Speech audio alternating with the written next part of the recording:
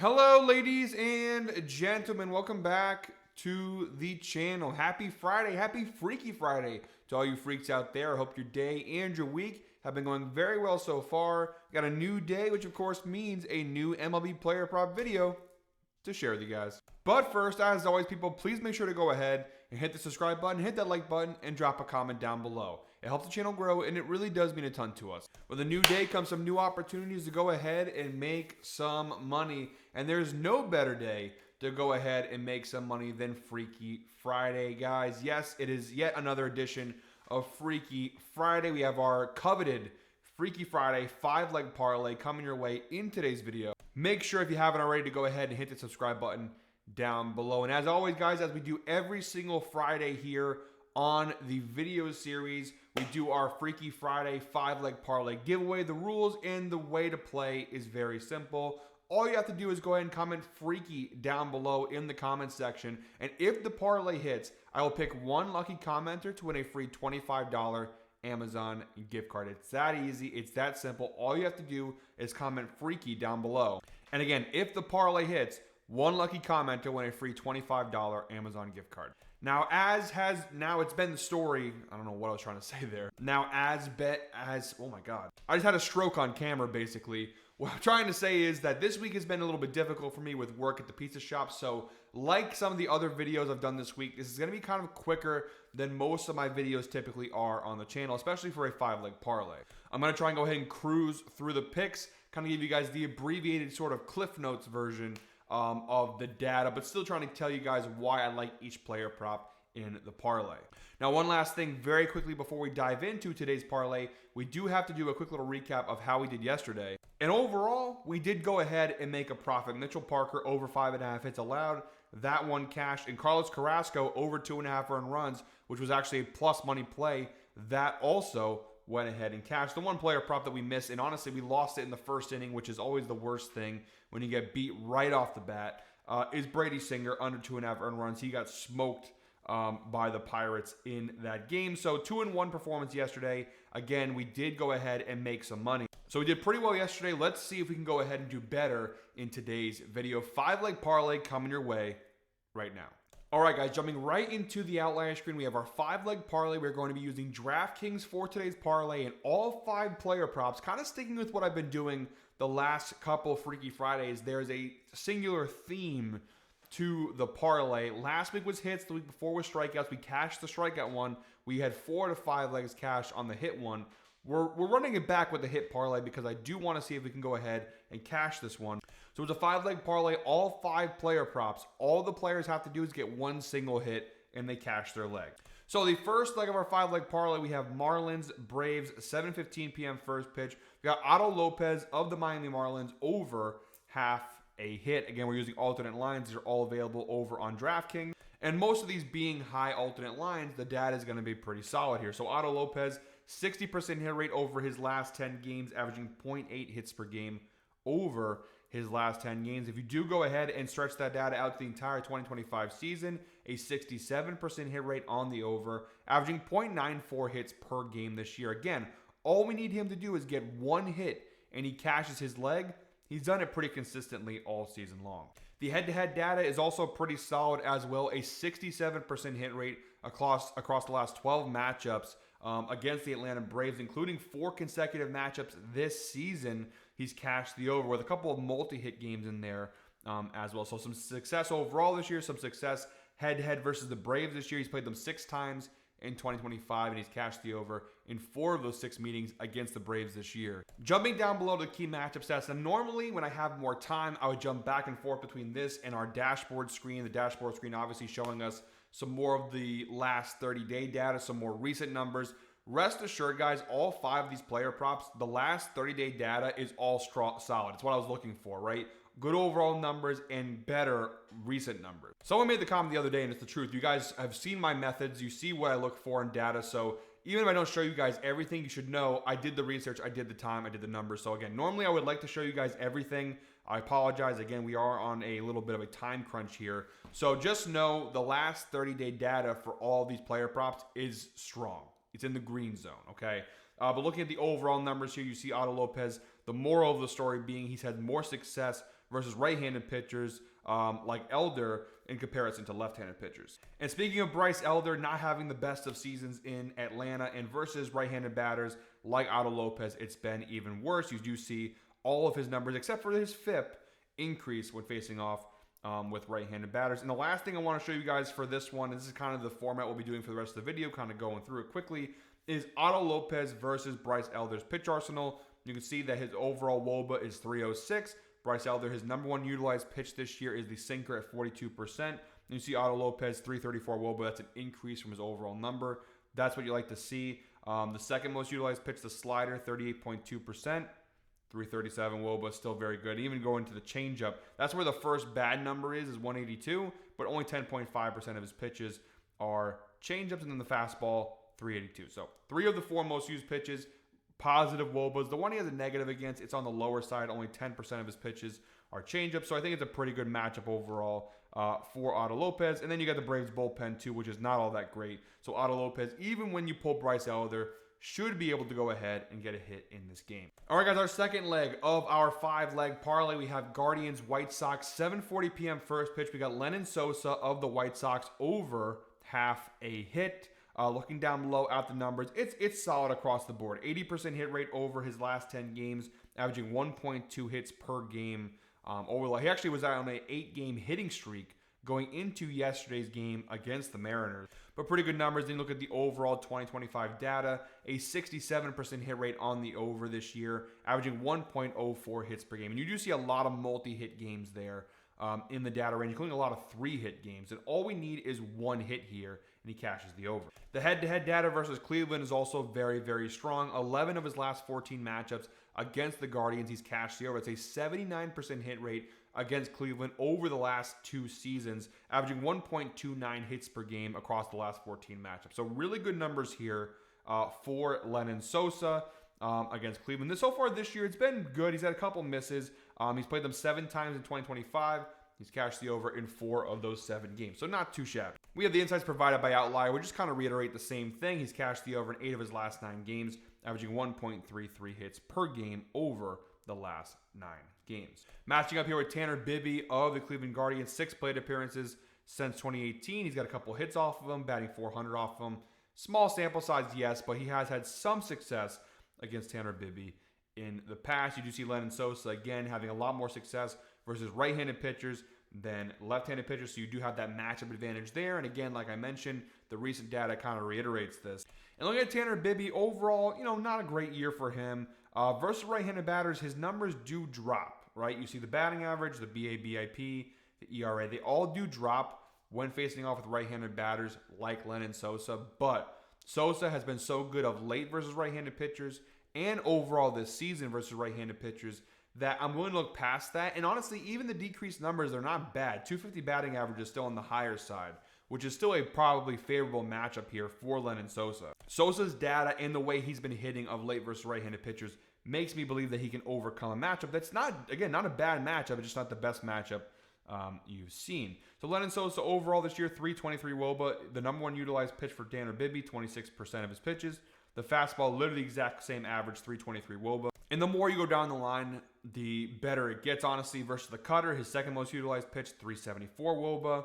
The sinker, 366. Slider is the first drop, which is the 4th most utilized pitch. Still a WOBA over 300, though, so it's still pretty solid. And so on and so forth. Changeup, 415. Curveball, 383. His worst pitch that he struggles against is that slider. Again, just 17.2% of his pitches, and it's still over 300. So if that's his worst performance versus an individual pitch, I'll go ahead and take that as the second leg of our 5-leg parlay. All right, guys, our third leg of our 5-leg parlay, we have Geraldo Perdomo in the Rockies Diamondbacks game, 9:40 p.m. first pitch. We have him over half a hit once again. This one is a very juiced line. I think his straight line is 1.5 hits. We're taking him for over half a hit. Good number, 6 of his last 10, including 4 straight games. He's cashed the over, averaging 1 hit per game over his last 10 games with a couple of big multi-hit games mixed in there. Looking at the overall 2025 data for Perdomo, again, my name pronunciation sucks. 65% hit rate on the season for Geraldo, averaging 1.02 hits per game this season. Scrolling over to the head-to-head data, it is honestly really solid here. 9 of his last 16 matchups Against the Rockies, he's cashed the over. It's a 56% hit rate, averaging 0.75 hits per game across the last 16 matchups with Colorado. Looking at a more narrow view, he's played the Rockies 6 times this season. He's cashed the over in 5 of those 6 games. So a lot of success recently this year versus the Rockies, with a couple of multi-hit games this season versus Colorado as well. So pretty good head-to-head numbers there. Inside, that's 1.5 hits, so it doesn't really apply to us. Going down below to the key matchup stats. I'll be honest, right off the bat, this is the one area of this player prop that I am very concerned with, and that is Geraldo's numbers versus Austin Gomber, the pitcher for the Rockies. 15 plate appearances, which is a pretty decent sample size. Since 2018, only 2 hits off of him. Not what you want to see. Now, why am I taking this player prop, despite the fact that I just told you guys that statistic? Well, Perdoma's having a very strong year, especially versus left-handed pitchers like Austin Gomber. 328 batting average, 342 BABIP, 129.7 WRC+, all solid increases from his overall numbers.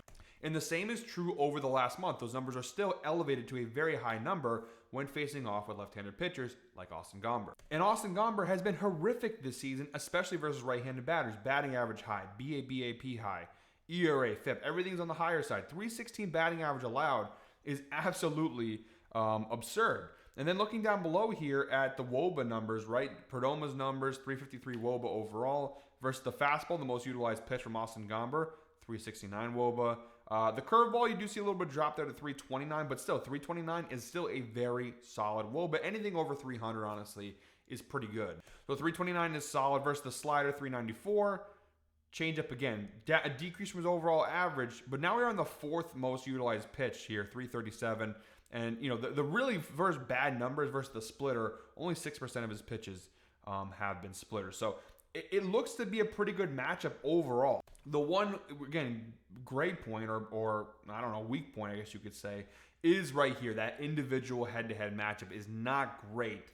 But all the other numbers, everything else points to this being a good player prop. And if push comes to shove, when Gomber gets pulled, the Rockies bullpen is not all that great either. So even if it's just an individual thing, even once you pull Gomber, you should still have a pretty solid matchup on our hands here. So I love this for the 3rd player prop in today's video. I love how I said this would be a quick video, and I feel like this is going to be exactly the same amount of length and time as a normal video.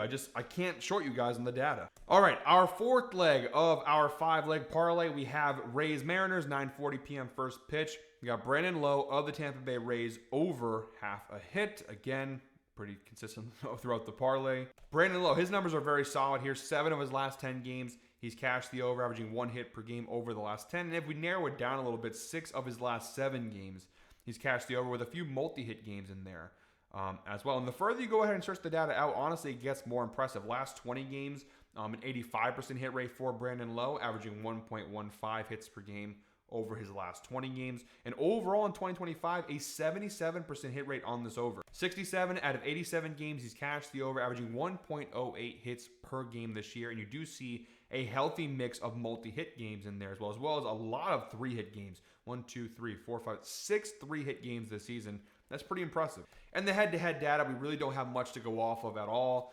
Just 2 matchups against the Seattle Mariners, and both of them were last year. But he did get a hit in their most recent matchup on August 28th. So again, not really much to go off of there. We do have the insights provided by Outlier though, which are very much impressive.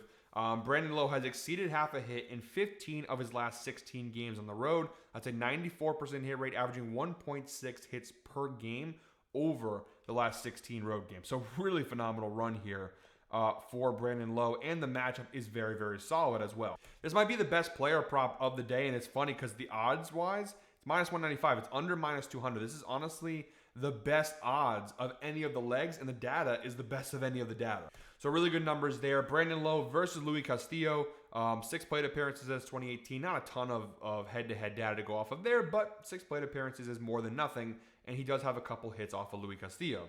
Brandon Lowe this year, he's hitting the ball very well, but again, versus right-handed pitchers, you do see the clear advantage. It's almost like I was looking for these advantages when researching the data, but 300 batting average, 352 BABIP, 144.2 WRC plus versus right-handed pitchers this season. So you have that advantage there, and then obviously Luis Castillo versus left-handed batters this year, not as efficient as he is versus right-handed batters. The batting average allowed massive jump to 282. BA, BIP, ERA, FIP, they all have solid increases. So in that regard, it's a very good matchup. And then looking down below here, Brandon Lowe overall a 345 WOBA this year against the fastball, which is Luis Castillo's #1 pitch. Nearly half of his pitches this year have been fastballs. Brandon Lowe 416 WOBA, so very good numbers there. And then the sinker, the second most utilized pitch, 404 WOBA. So the two most utilized pitches, making up almost 70% of his pitch arsenal, both of them over 400 WOBAs. And then go down below to the slider. That's where the real first down number is, 224 versus the slider. That's really the only negative in this player prop you can find. And again, it makes up less than 20% of his pitches. So I think it's a really solid matchup here, and I think it's a pretty good player prop for Brandon Lowe, over half a hit. All right, guys, in the fifth and final leg in today's parlay, moving on to the Blue Jays-Dodgers game. Should be a really fun matchup here. 10:10 p.m. first pitch. We got Clayton Kershaw versus Max Scherzer. So a little old school matchup, which is crazy to say it's an old school matchup, but these guys are both at the end of their careers, Hall of Fame careers at that. But Vladimir Guerrero Jr. over half a hit. Very juiced line, -275 over on DraftKings, but I think it's definitely worth it. He's cashed in 7 of his last 10 games, averaging 1.4 hits per game. Let's go ahead and narrow this number down to just the last 5. Now, to be fair, he played the Rockies 3 times in a row in Colorado, which is suited for Vladimir Guerrero Jr., but he's cashed in 3 straight games, averaging 1.6 hits per game over the last 3. But he's coming off 2 massive multi-hit games, 3 hits on August 5th and 4 hits on August 6th. Again, it's versus Colorado, and it's in Colorado, which again is suited for a player like Vladimir Guerrero Jr.,